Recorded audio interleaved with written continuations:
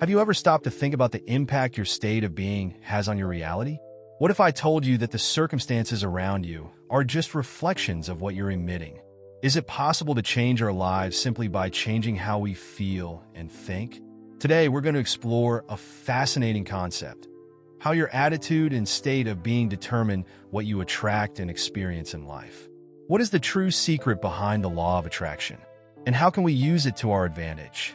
Stay with me until the end to discover how to transform your reality and create the life you've always desired.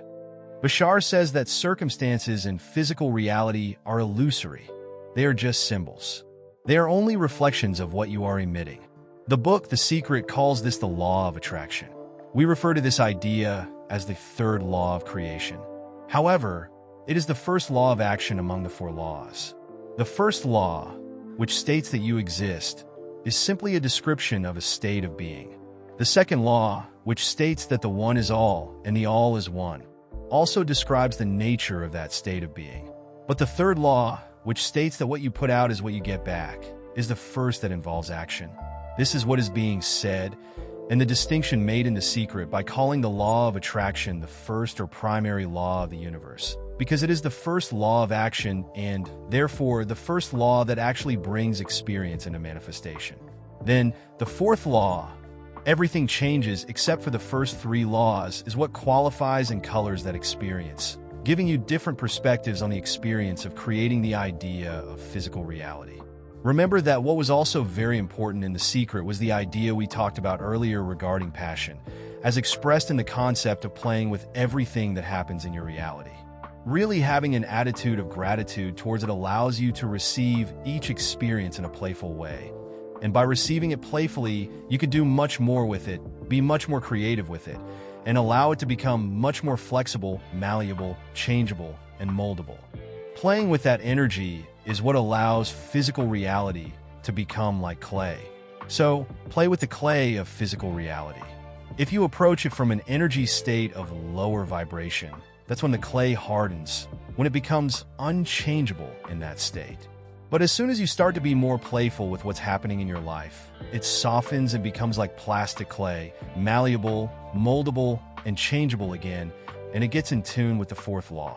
As you change is the only constant. So, in this sense, when you become more playful, you become more changeable, and as a result, your physical reality will reflect that changeability, making it easier to transform from one type of reflection to another. Now, very important, this is where the physical mind, once again, can sometimes get caught up in its own sense of control.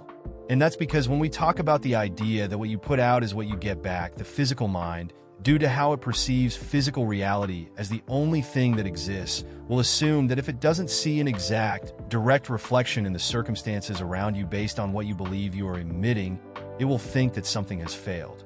Again, I remind you that this is where you get caught in your own paradoxical trap. Even though it is true that what you put out is what you get back, and that being in a certain state of being will determine the circumstances around you, the first stage of this, the first manifestation of this, will usually be, especially in your world of space and time, that the first reflection will usually look the same as it did before. This happens because it gives you the opportunity to reinforce your state of being by responding to the circumstances that seem the same in a different way than before. And that is when you allow the circumstances to truly reflect that you have changed and to demonstrate that you really have changed by responding to the circumstances differently, even if they look the same as they did before. This is how it works. The first reflection will generally be an echo of how it used to look. You must not respond to the echo as if it represents your new state. You should respond to it knowing that it is just an echo and that what you are now putting out, the new response to the old circumstances, will solidify the vibration of your preferred state of being and truly allow the circumstances to change and adjust to the new vibration you are emitting, which is the absolute certainty that you are different. Because if you respond to the old echo the same way you used to, then you have not changed.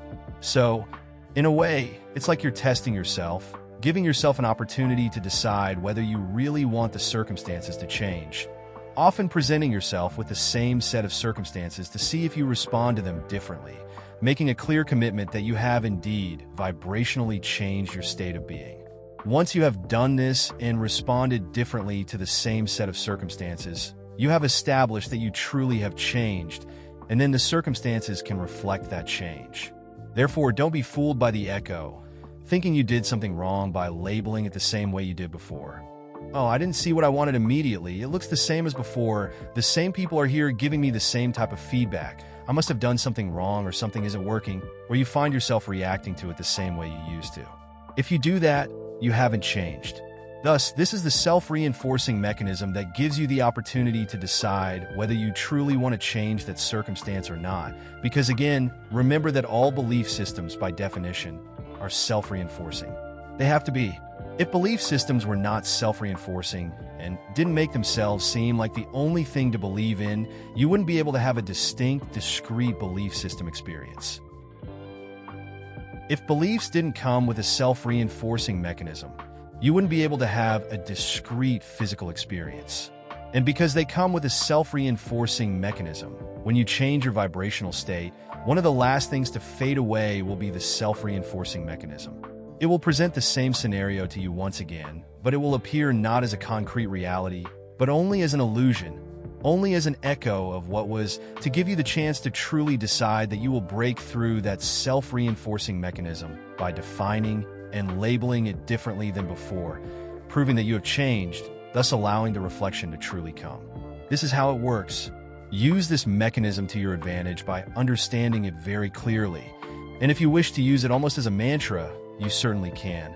All these things are nothing more than permission slips that, if you decide they work for you, that they resonate according to your frequency, will simply allow you to permit yourself to change in the way you prefer. The mantra doesn't do it for you. It is simply a reflection of the belief system within you that says this is what you will allow to give yourself permission to change in the way you desire. So, use it as a mantra if you wish, if it works for you, knowing that you are the one doing it if you need it. And this idea, more than the statement that circumstances do not determine the state of being determines circumstances. Now, you can use this, but we also suggest something even simpler and stronger, which is simply the mantra. Circumstances don't matter, only state of being matters. And again, notice how this synchronistically translates. Circumstances don't matter. They don't create materialization. Only state of being matters. Only state of being materializes experience. So, the mantra is, whenever you find yourself doubting, stuck, or afraid because of what you believe the situation is, or what you believe the circumstances are, you can, if you wish, use this small reminder. Circumstances don't matter. Only state of being matters. Then choose the state of being you prefer, and after that, redefine the circumstances from that state of being, so you can erase the echo and allow the true reflection to take form from your state of being. Understand that when you say this to yourself, in your own vibrational voice, you will start to listen, because what you're doing by making this statement is what we've talked about. You are giving voice to a message from your higher self in a language that the physical mind understands. This mantra, and all mantras of this nature, are exactly this type of tool. It is a way to translate a communication from the higher self into terms the physical mind can understand. That's why they are powerful if you agree that it's a permission slip that works for you. So, whenever you find yourself in doubt, in fear, or confused about the circumstances happening around you, stop. Say to yourself out loud. You can say it inside your head if you wish, but if you are really being bold and it's really important for you to have the reality you prefer, then make a commitment and say it out loud. You don't have to shout, but stop and say, circumstances don't matter. Only my state of being matters. What state of being do I prefer? Then choose, and as you choose, behave that way toward the circumstances. You will be surprised at how quickly they will evaporate. This will create the bubble reality of your preferred vibration, and it will act as an organizing principle and driving force to expel from that bubble any vibration that is incompatible. It is one of the strongest and most centering statements you can make for yourself. Circumstances don't matter. Only your state of being matters. As Bashar says, you have the power to transform your reality by changing how you react and how you feel. Start observing your thoughts and emotions, and see how your experiences can drastically change.